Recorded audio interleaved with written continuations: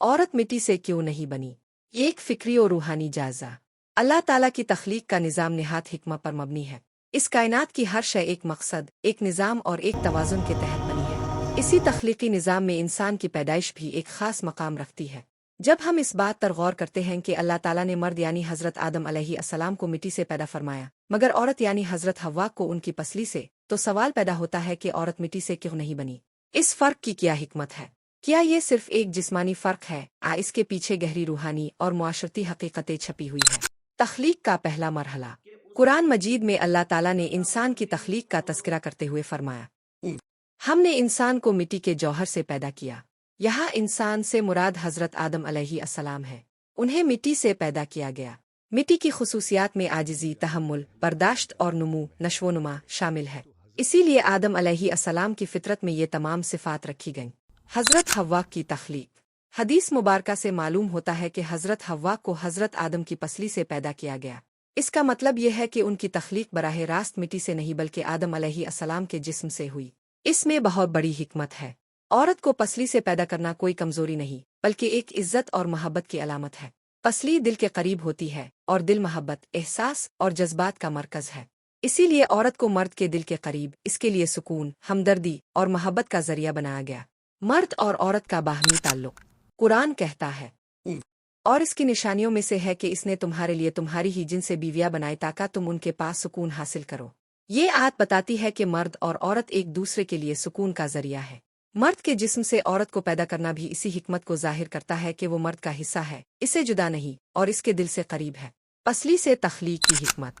عورت کو پسلی سے پیدا کرنے میں ایک علامتی پیغام بھی ہے۔ پسلی نرم، حفاظت کرنے والی اور دل کے قریب پسلی نرم، حفاظت کرنے والی اور دل کے قریب ہوتی ہے۔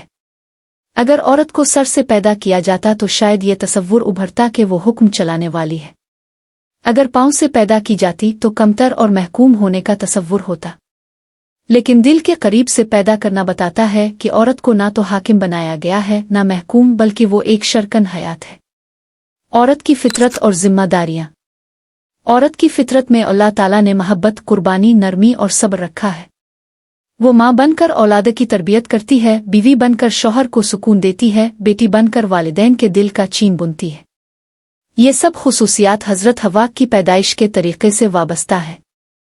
ایک ماں کا دل نرم کیوں ہوتا ہے؟ ایک بیوی میں برداشت کیوں زیادہ ہوتی ہے؟ ایک بیٹی اتنی معصوم کیوں ہوتی ہے؟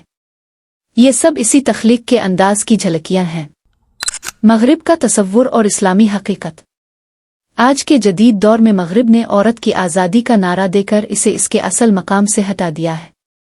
عورت کو مرد کے برابر کھڑا کر کے اسے ان ذمہ داریوں سے ہٹا دیا گیا ہے جن میں اس کی فطری خوبصورتی تھی۔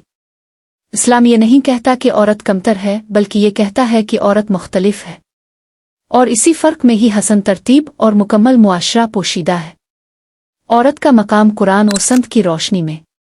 نبی کریم صلی اللہ علیہ وسلم نے فرمایا، عورتیں پسلی کی مانند ہیں، اگر تم اسے سیدھا کرنے کی کوشش کرو گے تو توڑ دو گے، اور اگر اسے اس کے حال پر چھوڑ دو گے تو تم اس سے فائدہ اٹھا سکو گے۔